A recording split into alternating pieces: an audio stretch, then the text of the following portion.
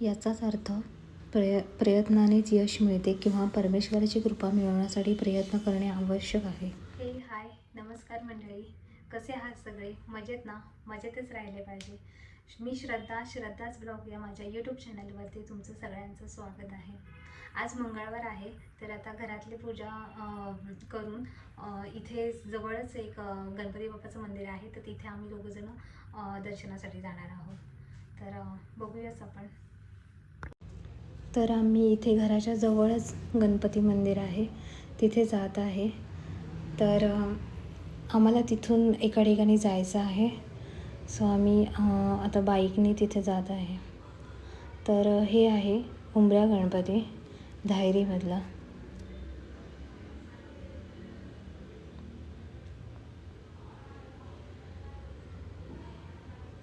छान अशी गणपती बाप्पाची पूजा झाली आहे. मंदिराच्या गाभाऱ्याच्या समोर गणपती बाप्पा विराजमान आहेत आणि बाजूलाच अशी सुंदर अशी छत्रपती शिवाजी महाराजांची मूर्ती आहे. इथे आता माझे पतिदेव बाप्पाच्या प्रतिमेची पूजा करत आहेत. त्यांना माहीत नाही आहे की मी त्यांचा व्हिडिओ काढत आहे, कारण त्यांनी मला सांगितलं होतं व्हिडिओमध्ये नको घेऊ मला. गणपती बाप्पाचं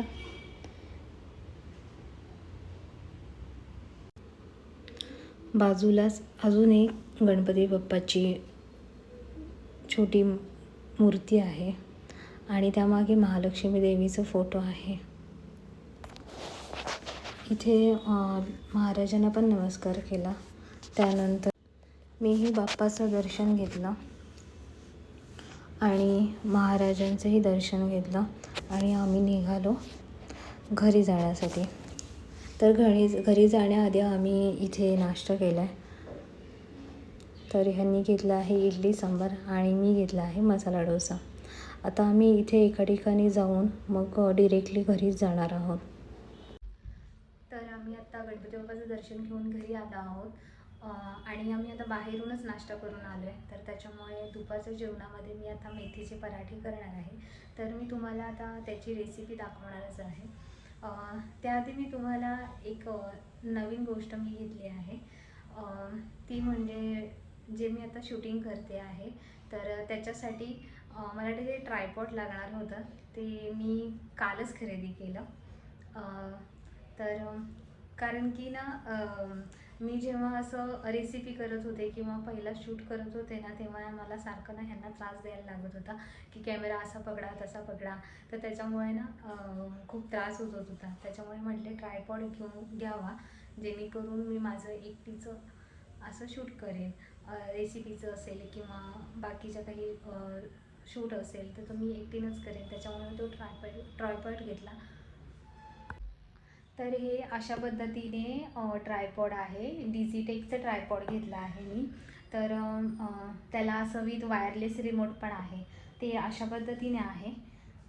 तर मग मी तुम्हाला आता दाखवलं असता ट्रायपॉड, पण मी आता शूट करते आहे ना, तर ते मी यूज केलं आहे. तर त्याच्यामुळे मी थोड्या वेळाने तुम्हाला तो दाखवेन की कसं आहे म्हणून. तर डिझीटेकचा मी ट्रायपॉड घेतला आहे.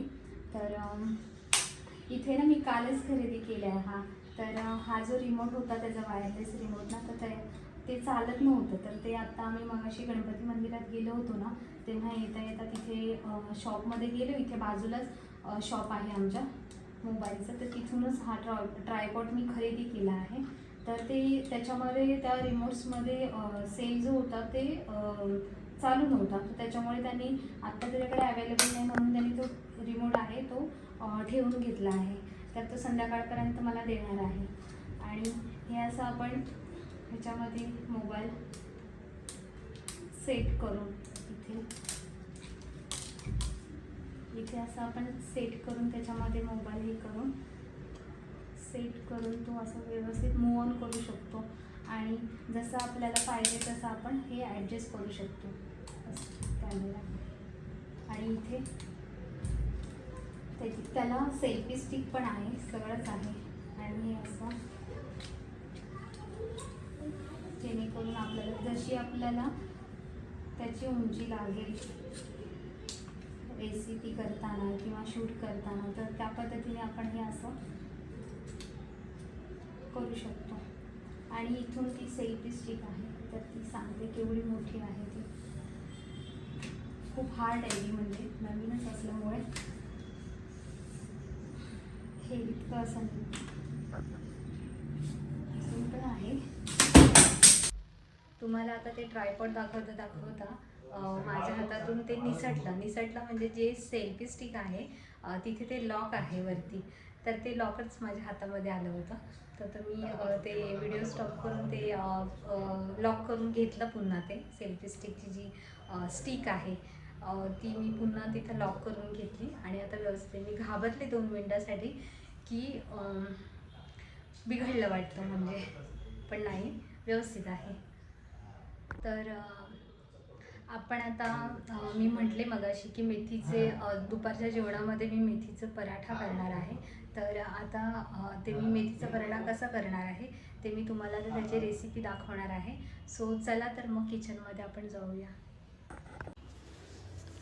प्रथम इथे आपण मेथी स्वच्छ धुवून घेत आहे. ह्या अशा चाळणीमध्ये धुवून घेतली तर त्यातली जी माती आहे ती पूर्णपणे निघून जाते आणि मग जे पाणी पण राहिलेलं असेल तेही निघून जातं.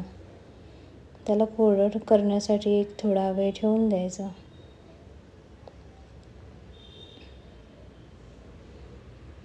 आणि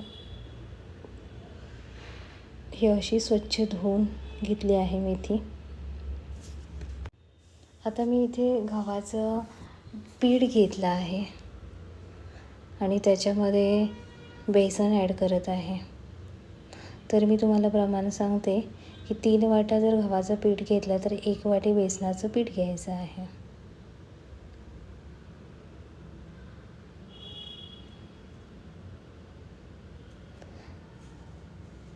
या गव्हाच्या पिठामध्ये आता मी मसाले टाकत आहे. 1 चमचा तिखट, अर्धा चमचा धने पावडर, हळद, गरम मसाला, थोडंसं जिरं आणि ओवा पण ॲड करत आहे. ओवा ॲड करताना तो हातावर आधी मॅश करून घ्यायचं, चुरून घ्यायचं आणि मगच त्या पिठामध्ये ओवा टाकून घ्यायचा.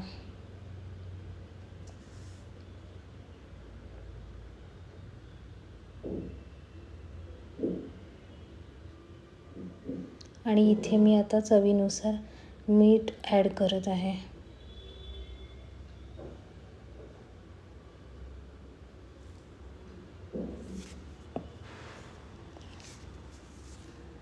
आणि जी आपण स्वच्छ धुवून घेतलेली मेथी आहे ती आपण आता बारीक चिरून घेत आहे.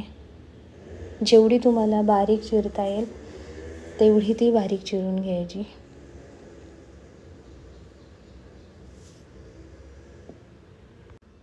ही जी चिरून घेतलेली मेथी आहे ती आता आपण पिठामध्ये ॲड करून घेऊयात.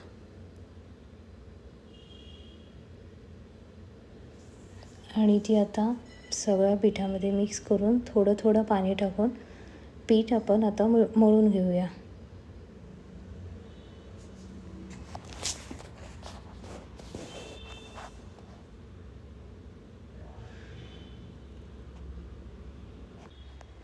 पीठ मळताना त्यामध्ये 1 चमचा तूप टाकून घ्यायचं आहे. अशा रीतीने पीठ मळून एक अर्धा तास आपण मुरत ठेवूया. अर्धा तास पीठ मुरून झाल्यानंतर मी अशा रीतीने गोळे करून घेतले आहेत, जेणेकरून आपल्याला पटापट पराठे लाटता येतील. आणि मी इथे लाटताना तांदळाचं पीठ यूज करत आहे, जेणेकरून ते चिकटू नये याच्यासाठी.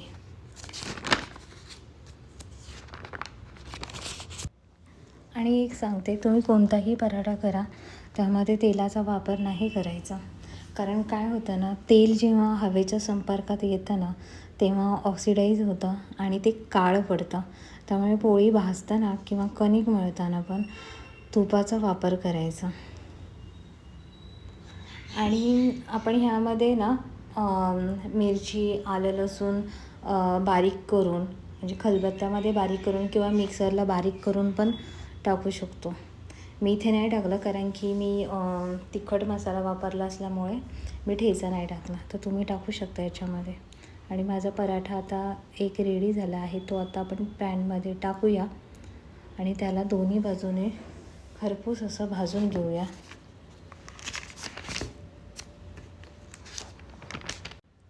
मी पराठा टाकण्याआधी पॅनला तूप लावून घेतलं होतं.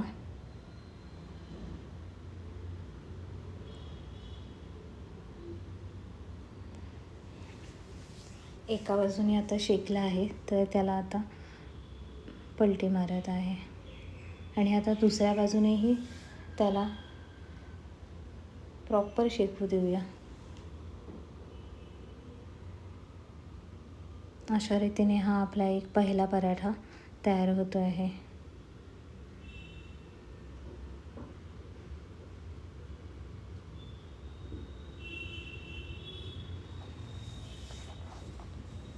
पहा किती छान खरपूस भाजला आहे दोन्ही बाजूने.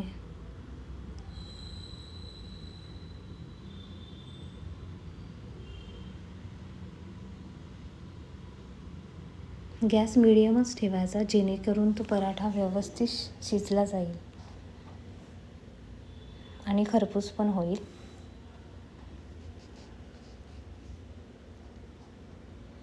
अशा प्रकारे आपण एक एक पराठे करून घेऊया.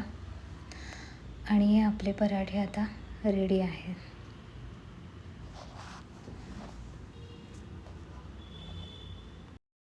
तर माझी आता मेथी पराठ्याची रेसिपी झालेली आहे. तर इथे मेथीच्या पराठ्यासोबत मी दही घेतलं आहे, कारण की मला दही खूप आवडतं, तर त्याच्यामुळे मी दही घेतलं आहे. तुम्हाला जसं आवडेल, म्हणजे लोणचं आवडेल किंवा त्याच्यासोबत लसूण चटणी पण घेऊ शकतो, पुन्हा खोबऱ्याची चटणी घेऊ शकतो, शेंगदाण्याची चटणी घेऊ शकतो. तर प्रत्येकाच्या आवडीप्रमाणे मेथीच्या पराठ्यासोबत ही चटणी म्हणजे घेऊ शकता. आणि तुम्हाला हा माझा ब्लॉग आवडला असेल तर नक्की या व्हिडिओला लाईक करा, शेअर करा, सबस्क्राईब करा. Till then bye.